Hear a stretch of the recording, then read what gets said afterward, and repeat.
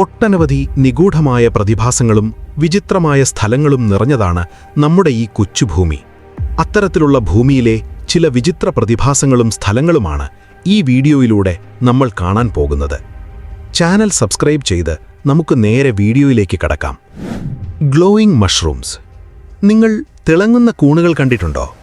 Luciferin എന്ന compound, luciferase എന്ന എൻസൈമിന്റെ സാന്നിധ്യത്തിൽ ഓക്സിജനുമായി പ്രവർത്തിക്കുമ്പോഴുണ്ടാകുന്ന ഒരു കെമിക്കൽ റിയാക്ഷൻ വഴിയാണ് പ്രകാശിക്കുന്ന കൂണുകൾ വെളിച്ചമുണ്ടാക്കുന്നത്. ഈ കെമിക്കൽ റിയാക്ഷൻ വഴി ചൂടിനു പകരം വെളിച്ചമായാണ് ഊർജം പുറത്തുവരുന്നത്. ബ്രസീൽ, ജപ്പാൻ, മലേഷ്യ, കരീബിയൻ തുടങ്ങിയ രാജ്യങ്ങളിലെ വനങ്ങളിലുൾപ്പെടെ ലോകമെമ്പാടുമായി 100-ലധികം ഇനം പ്രകാശിക്കുന്ന കൂണുകളെ ഇതുവരെ കണ്ടെത്തിയിട്ടുണ്ട്. മിന്നാമിനുങ്ങിനെപ്പോലെ മിന്നിയല്ല ഇത് കത്തുന്നത്, മറിച്ച് ഈ വെളിച്ചം എപ്പോഴും ഒരേപോലെ തെളിഞ്ഞു നിൽക്കും. രാത്രിയിൽ ഈ വെളിച്ചം കണ്ട് ആകർഷിക്കപ്പെടുന്ന പ്രാണികൾ വഴി ഈ കൂണിന്റെ വിത്തുകൾ പലയിടത്തും പരക്കാൻ ഇത് സഹായിക്കുമെന്നാണ് ശാസ്ത്രജ്ഞർ കരുതുന്നത്. 2015 കറന്റ് ബയോളജിയിൽ വന്ന ഒരു പഠനപ്രകാരം ചില കൂണുകളിലെ ഈ പ്രകാശം 24 മണിക്കൂർ നീളുന്ന ഒരു സൈക്കിൾ കൃത്യമായി പാലിക്കുന്നുണ്ടെന്നും കൃത്യമായി നിയന്ത്രിക്കപ്പെടുന്ന ഒരു ബയോളജിക്കൽ പ്രോസസ്സാണെന്നും കണ്ടെത്തിയിട്ടുണ്ട്. പച്ചയോ നീല കലർന്ന പച്ചയോ നിറത്തിലുള്ള ഈ വെളിച്ചം നല്ല ഇരുട്ടത്ത് മാത്രമേ നമ്മൾ മനുഷ്യർക്ക് കാണാൻ കഴിയൂ. The door to hell. മധ്യ തുർക്ക്മെനിസ്ഥാനിലെ കാരക്കും മരുഭൂമിയിലാണ് നരകത്തിന്റെ വാതിൽ എന്നെല്ലാവരും വിളിക്കുന്ന ദർവാസ ഗ്യാസ് ക്രേറ്റർ സ്ഥിതി ചെയ്യുന്നത്. ഇതിന് ഏകദേശം 69 മീറ്റർ വീതിയും 30 മീറ്ററോളം ആഴവുമുണ്ട്. 1971 സോവിയറ്റ് ജിയോളജിസ്റ്റുകൾ ഇവിടെ ഖനനം നടത്തിയപ്പോൾ ആ മെഷീനിന്റെ അടിയിലെ മണ്ണിടിഞ്ഞ് താഴെയുള്ള ഒരു വലിയ ഗുഹയിലേക്ക് പതിക്കുകയും അങ്ങനെ ഈ വലിയ കുഴിയുണ്ടാവുകയുമായിരുന്നു. അവിടെ നിന്ന് മാരകമായ മീഥെയ്ൻ ഗ്യാസ് പുറത്തു പോകാതിരിക്കാൻ വേണ്ടി അവിടുത്തെ എഞ്ചിനീയർമാർ ഇതിന് തീയിട്ടു. ഏതാനും ആഴ്ചകൾക്കുള്ളിൽ ആ തീ അണഞ്ഞു പോകുമെന്നാണ് അവർ കരുതിയത്. പക്ഷേ അന്നു മുതൽ ഇങ്ങോട്ട് ഇത് തുടർച്ചയായി കത്തുകയാണ്. ഈ വലിയ കുഴിയിൽ നിന്നും ഇപ്പോഴും മീഥെയ്ൻ, കാർബൺ ഡയോക്സൈഡ് തുടങ്ങിയ പല വാതകങ്ങളും പുറത്തുവരുന്നുണ്ട്. കൗതുകകരമായ കാര്യമെന്തെന്നാൽ ഈ തീക്കുഴിയുടെ അരികുകളിൽ പോലും അതിശക്തമായ ചൂടിനെ പ്രതിരോധിക്കാൻ കഴിയുന്ന സൂക്ഷ്മജീവികൾ ജീവിക്കുന്നതായി ശാസ്ത്രജ്ഞർ കണ്ടെത്തിയിട്ടുണ്ട്. Barrel sponge spawning. ശാസ്ത്രീയമായി സെസ്റ്റോസ്പോഞ്ചിയ മൂട്ട എന്ന് വിളിക്കുന്ന ബാരൽ സ്പോഞ്ചുകൾ കരീബിയൻ പവിഴപ്പുറ്റുകളിൽ കാണപ്പെടുന്ന നട്ടലില്ലാത്ത വലിയൊരു തരം കടൽ ജീവികളാണ്. ഇവയ്ക്ക് 1 മീറ്ററിലധികം വ്യാസത്തിൽ വളരാൻ കഴിയും.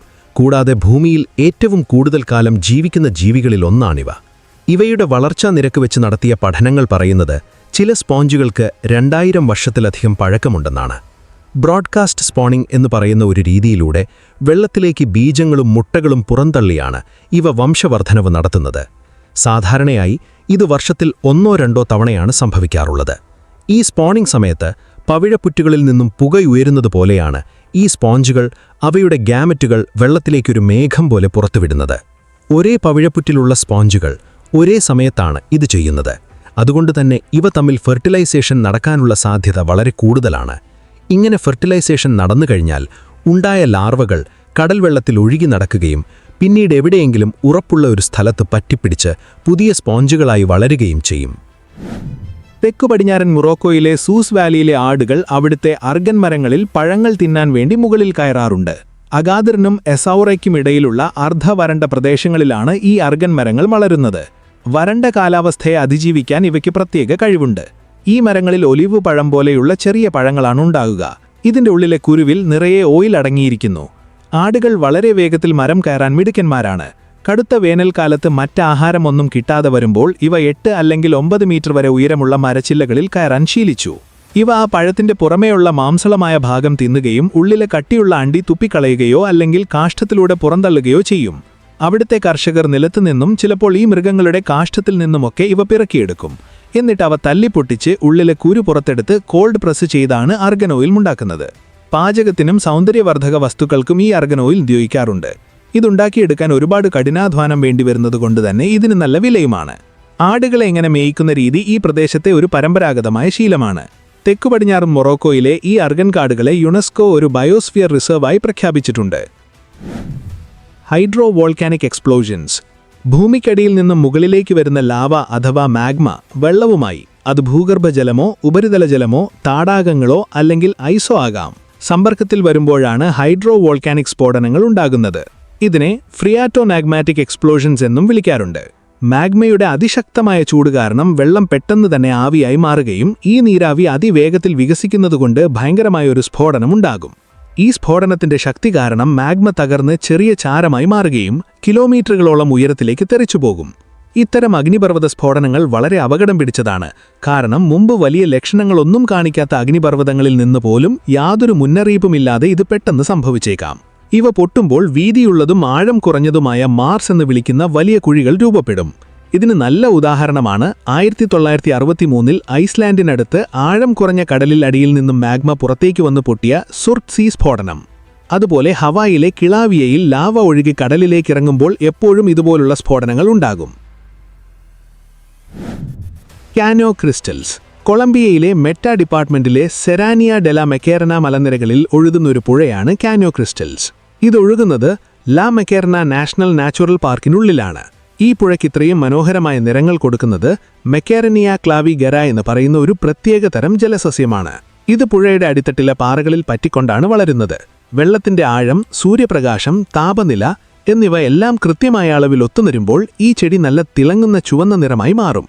ഇതിന്റെ കൂടെ മഞ്ഞയും പച്ചയും നിറമുള്ള പായലുകളും വെള്ളമണലും പുഴവെള്ളത്തിന്റെ നല്ല നീല നിറവും ഒക്കെ ചേർന്ന് ഒരു ഒന്നാന്തരം മഴവില്ല് വിരിഞ്ഞതുപോലുള്ള കാഴ്ചയാണ് അവിടെ ഉണ്ടാകുക. ജൂൺ മുതൽ നവംബർ വരെയുള്ള മാസങ്ങളിലാണ് ഈ നിറങ്ങൾ ഏറ്റവും നന്നായി കാണാൻ കഴിയുക. കാരണം ആ സമയത്ത് സൂര്യപ്രകാശം പുഴയുടെ അടിത്തട്ടിലേക്ക് അടിക്കാൻ പാകത്തിന് വെള്ളം കുറയും. എന്നാൽ ചെടികൾക്ക് വളരാൻ ആവശ്യത്തിന് വെള്ളം പുഴയിൽ ഉണ്ടാവുകയും ചെയ്യും. ഈ സമയം കഴിഞ്ഞാൽ പിന്നെ ഈ നിറങ്ങളെല്ലാം പതുക്കെ മങ്ങിപ്പോകും. പോഷകങ്ങൾ വളരെ കുറവായതുകൊണ്ടും ജീവിക്കാൻ പറ്റിയ സാഹചര്യമില്ലാത്തതുകൊണ്ടും ഈ പുഴയിൽ മീനുകളൊന്നും തന്നെ ഉണ്ടാകാറില്ല. ഗറില്ല ആക്രമണങ്ങൾ കാരണം ഒരുപാട് വർഷങ്ങളായി ഈ പുഴയിലേക്ക് ആളുകളെ പ്രവേശിപ്പിച്ചിരുന്നില്ല. എന്നാൽ 2009 മുതൽ ഇത് വീണ്ടും ടൂറിസ്റ്റുകൾക്കായി തുറന്നുകൊടുത്തിട്ടുണ്ട്. Volcanic lightning. പടിഞ്ഞാറൻ ഗ്വാട്ടിമാലയിലെ ഉയർന്ന മലനിരകളിലുള്ള സാന്തിയാഗിത്തോ എന്നു പറയുന്ന ഒരു അഗ്നിപർവ്വതമുണ്ട്. ലോകത്തിൽ വെച്ച് ഏറ്റവും കൂടുതലായി അഗ്നിപർവ്വത മിന്നലുകൾ ഉണ്ടാകുന്നതും ശാസ്ത്രജ്ഞർ വളരെ അടുത്തുനിന്ന് പഠിക്കുന്നതുമായ ഒരു സ്ഥലമാണിത്. 1922 മുതൽ ഇന്നുവരെ ഇത് നിർത്താതെ പുകഞ്ഞും പൊട്ടിത്തെറിച്ചും കൊണ്ടേയിരിക്കുകയാണ്. ഇതിൽ നിന്നും പതിവായി പുറത്തുവരുന്ന ഭയങ്കരമായ ചാരപ്പുകയുടെ കൂമ്പാരങ്ങൾക്കിടയിൽ കണ്ണഞ്ചിപ്പിക്കുന്ന മിന്നലുകൾ ഉണ്ടാകാറുണ്ട്. അഗ്നിപർവ്വതം പൊട്ടിത്തെറിക്കുന്ന സമയത്ത് ചാരത്തിന്റെ തരികളും പാറക്കഷ്ണങ്ങളും വാതകങ്ങളുമെല്ലാം വലിയ ശക്തിയോടെ മുകളിലേക്ക് തെറിച്ചു പോകുമ്പോഴാണ് ഈ അഗ്നിപർവ്വത മിന്നലുണ്ടാകുന്നത്. സലാർ ഡി ഉയൂണി.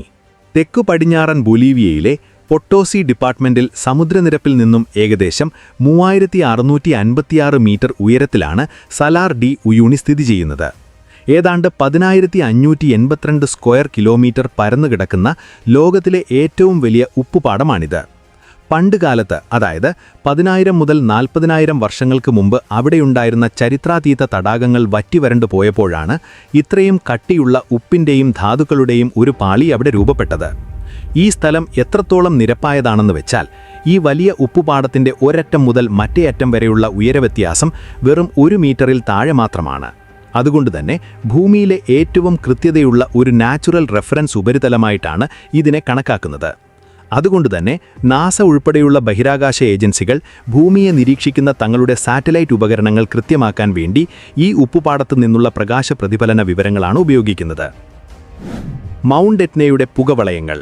സിസിലിയിലെ മൗണ്ട് എറ്റ്ന അഗ്നിപർവ്വതത്തിന്റെ മുകൾ ഭാഗത്തുള്ള കുഴികളിൽ നിന്നും ചിലപ്പോഴൊക്കെ വട്ടത്തിലുള്ള പുകവളയങ്ങൾ അന്തരീക്ഷത്തിലേക്ക് ഉയർന്നു പോകുന്നത് കാണാം. വോർട്ടെക്സ് റിങ്സ് എന്ന് വിളിക്കുന്ന ഈ വളയങ്ങൾ ഉണ്ടാകുന്നത് അഗ്നിപർവ്വതത്തിനുള്ളിലെ വാതകങ്ങൾ ഒരു വലിയ ശക്തിയോടെ വട്ടത്തിലുള്ള ഒരു തുളയിലൂടെ പുറത്തേക്ക് തള്ളിവരുമ്പോഴാണ്. ഈ തുളയുടെ അരികുകളിലുള്ള വാതകങ്ങൾ നടുവിലുള്ള വാതകങ്ങളെക്കാൾ പതുക്കെ നീങ്ങും. ഇത് കാരണം ആ പുകച്ചുരുളുകൾ സ്വയം കറങ്ങി വട്ടത്തിൽ ഒരു ട്യൂബ് പോലെയോ അല്ലെങ്കിൽ വളയം പോലെയോ ഉള്ള ആകൃതിയിലായി മാറുകയും മുകളിലേക്ക് ഉയരുമ്പോഴും ആ ആകൃതി മാറാതെ അങ്ങനെ തന്നെ നിൽക്കുകയും ചെയ്യും. നമ്മൾ മനുഷ്യർ വായ കൊണ്ട് പുകവളയങ്ങൾ ഉണ്ടാക്കുമ്പോഴും ഇതേ ഫിസിക്സ് തന്നെയാണ് നടക്കുന്നത്. പക്ഷേ എറ്റ്നയിലെ വളയങ്ങളൊക്കെ ഭയങ്കര വലുതാണ്. അവയ്ക്ക് ചിലപ്പോൾ 10 മീറ്റർ വീതിയുണ്ടാകും. കിലോമീറ്ററുകൾ അകലെ നോക്കിയാൽ പോലും ഇത് വ്യക്തമായി കാണാം.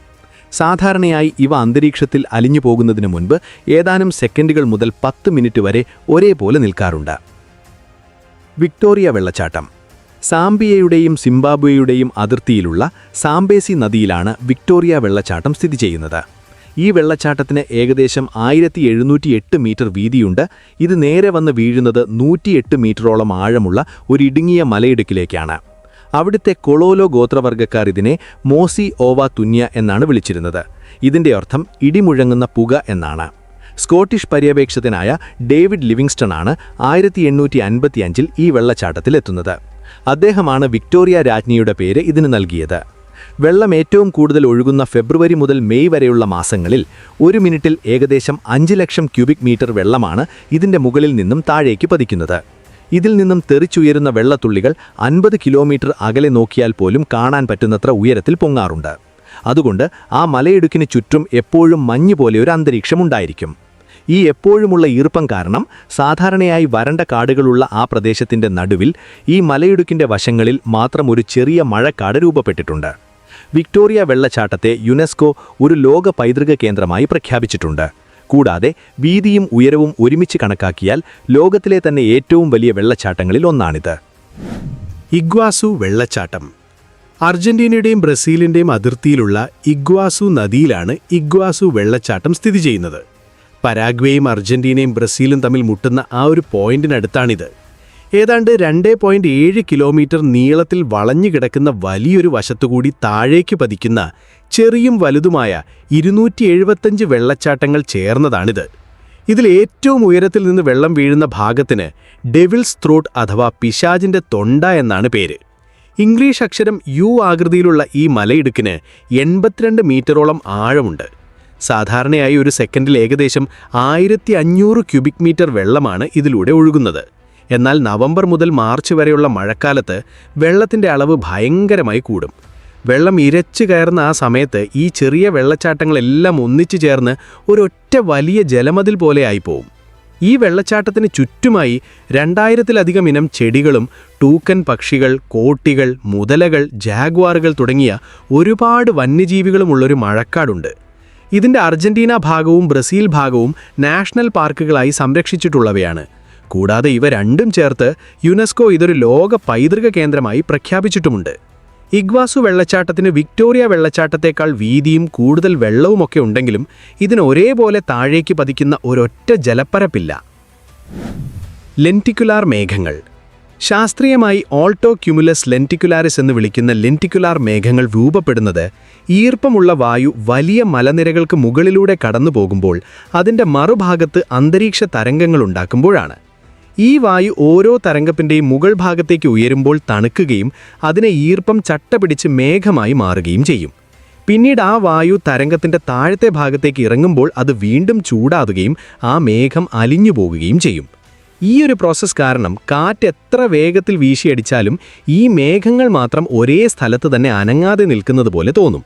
ഇവ കാണാൻ ഒരു ലെൻസ് പോലെയോ അല്ലെങ്കിൽ പ്ലേറ്റുകൾ ഒന്നിനു മുകളിൽ ഒന്നായി അടുക്കി വെച്ചതുപോലെയോ ഒക്കെ തോന്നും. കാരണം അന്തരീക്ഷത്തിൽ നല്ല ഉയരത്തിലും ഈ തരംഗങ്ങൾ ഒരേപോലെ ആവർത്തിക്കുന്നുണ്ടാകും. ഈ മേഘങ്ങൾ തരംഗത്തിൻ്റെ മുകളിൽ വെച്ച് എപ്പോഴും ഉണ്ടാവുകയും താഴെ വെച്ച് ഇല്ലാതാവുകയും ചെയ്യുന്നതുകൊണ്ടാണ് ഇവ കാറ്റിൽ ഒലിച്ചു പോകാതെ ഒരേ സ്ഥലത്ത് തന്നെ നിൽക്കുന്നത്. ടോലാൻ ടോങ്കോ ഹോട്ട് സ്പ്രിങ്സ്. മെക്സിക്കോയുടെ മധ്യഭാഗത്തുള്ള ഹിഡാൽഗോ സംസ്ഥാനത്തിലെ കാർഡോണൽക്ക് എന്ന സ്ഥലത്താണ് ഗ്രൂട്ടാസ് ഡി ടോലാൻ ടോങ്കോ എന്ന മലയിടുക്കും ചൂടുറവുകളുടെ കൂട്ടവും സ്ഥിതി ചെയ്യുന്നത്. ഭൂമിക്കടിയിലെ താപപ്രവർത്തനങ്ങൾ കാരണം ചൂടുപിടിച്ച ഈ വെള്ളം മലയിടുക്കിൻ്റെ ചുവരുകളിൽ നിന്നും ഏതാണ്ട് 36 മുതൽ 40 ഡിഗ്രി സെൽഷ്യസ് ചൂടിലാണ് പുറത്തേക്ക് വരുന്നത്. ഈ വെള്ളത്തിൽ കാൽഷ്യം കാർബണേറ്റ് പോലുള്ള ധാതുക്കൾ ഒരുപാട് അടങ്ങിയിട്ടുണ്ട്. ഈ വെള്ളം ഒഴുകിത്തണുക്കുമ്പോൾ ഈ ധാതുക്കൾ കല്ലുപോലെ അവിടെ അടിഞ്ഞുകൂടും. നൂറ്റാണ്ടുകളായി ഈ ധാതുക്കൾ ഇങ്ങനെ അടിഞ്ഞുകൂടിയാണ് ആ മലഞ്ചെരുവിൽ തട്ടതട്ടകളായുള്ള ചെറിയ കുളങ്ങൾ തനിയെ രൂപപ്പെട്ടത്. ഈ കുളങ്ങളിലെ തിളങ്ങുന്ന നീല കലർന്ന പച്ച നിറം കാണാൻ എന്ത് ഭംഗിയാണെന്നറിയാമോ? വെള്ളത്തിൽ കലർന്നിരിക്കുന്ന ധാതുക്കൾ സൂര്യപ്രകാശത്തെ ചിതറിക്കുന്നതുകൊണ്ടാണ് ഈ നിറമുണ്ടാകുന്നത്. ഈ മലയിടുക്കിനുള്ളിൽ ഭൂഗർഭ നദികളുള്ള വലിയ ഗുഹകളുമുണ്ട്. മെക്സിക്കോയിലുള്ളവർക്ക് ഒരു ടൂറിസ്റ്റ് കേന്ദ്രമാണിത്. ഇക്സ്മിക്ലിക് പാനിൽ നിന്നും റോഡ് മാർഗം ഇവിടേക്ക് വരാം. ഈ കുളങ്ങളിലേക്ക് എപ്പോഴും ഉറവ് വന്നുകൊണ്ടിരിക്കുന്നതുകൊണ്ട് വർഷം മുഴുവൻ ഇവിടുത്തെ വെള്ളം നല്ല ചൂടും തെളിഞ്ഞതുമായിരിക്കും. Reverse waterfalls. താഴേക്കൊഴുകുന്ന വെള്ളച്ചാട്ടത്തിൻ്റെ ശക്തിയേക്കാൾ കൂടുതൽ വേഗത്തിൽ മുകളിലേക്ക് ശക്തമായ കാറ്റടിക്കുമ്പോൾ വെള്ളം താഴേക്ക് പോകാതെ മുകളിലേക്ക് തന്നെ തെറിച്ചു പോകുന്നതിനെയാണ് റിവേഴ്സ് വാട്ടർഫാൾസ് എന്ന് പറയുന്നത്. ഇങ്ങനെ സംഭവിക്കണമെങ്കിൽ വെള്ളച്ചാട്ടത്തിന് നേരെ എതിരായി മണിക്കൂറിൽ 70 മൈലിൽ കൂടുതൽ വേഗത്തിൽ കാറ്റടിക്കണം. ഇതിന് ഏറ്റവും നല്ല ഉദാഹരണമായി പറയാറുള്ളത് സ്കോട്ട്ലാൻഡിലെ ഐൽ ഓഫ് സ്കൈ എന്ന സ്ഥലമാണ്. അവിടത്തെ അറ്റ്ലാന്റിക് കൊടുങ്കാറ്റ് തീരദേശ വെള്ളച്ചാട്ടങ്ങളിലെ വെള്ളത്തെ മുകളിലേക്ക് വെറും മഞ്ഞ് പോലെ പറത്തിവിടും. ഇതുപോലെയുള്ളവ അയർലൻഡിലെ കൗണ്ടി ക്ലെയറിലും ന്യൂസിലൻഡിലെ മിൽഫോർഡ് സൗണ്ടിലും ഉണ്ടാകാറുണ്ട്. ഇതൊരിക്കലും ഭൂഗുരുത്വാകർഷണ നിയമത്തിനെതിരല്ല, മറിച്ച് വെള്ളത്തിൽ താഴേക്ക് അനുഭവപ്പെടുന്ന ആകർഷണത്തേക്കാൾ കൂടുതൽ ശക്തി മുകളിലേക്ക് കാറ്റിനുണ്ടാകുന്നതുകൊണ്ട് മാത്രം സംഭവിക്കുന്നതാണ്. കാറ്റിന്റെ വേഗത കുറയുമ്പോൾ ആ വെള്ളം സാധാരണ പോലെ താഴേക്ക് തന്നെ പതിക്കുകയും ചെയ്യും. ഇവയെക്കുറിച്ചൊക്കെ നിങ്ങൾക്ക് എന്താണ് തോന്നുന്നത് എന്ന് കമന്റ് ചെയ്യാൻ മറക്കരുത്. പാർട്ട് 2 ആവശ്യമെങ്കിൽ അതും കമന്റ് ചെയ്യാൻ മറക്കരുത്. വീഡിയോ ഇഷ്ടപ്പെട്ടാൽ ചാനൽ സബ്സ്ക്രൈബ് ചെയ്യണേ. അപ്പോൾ മറ്റൊരു വീഡിയോയിൽ കാണുന്നതുവരെ ഗുഡ് ബൈ.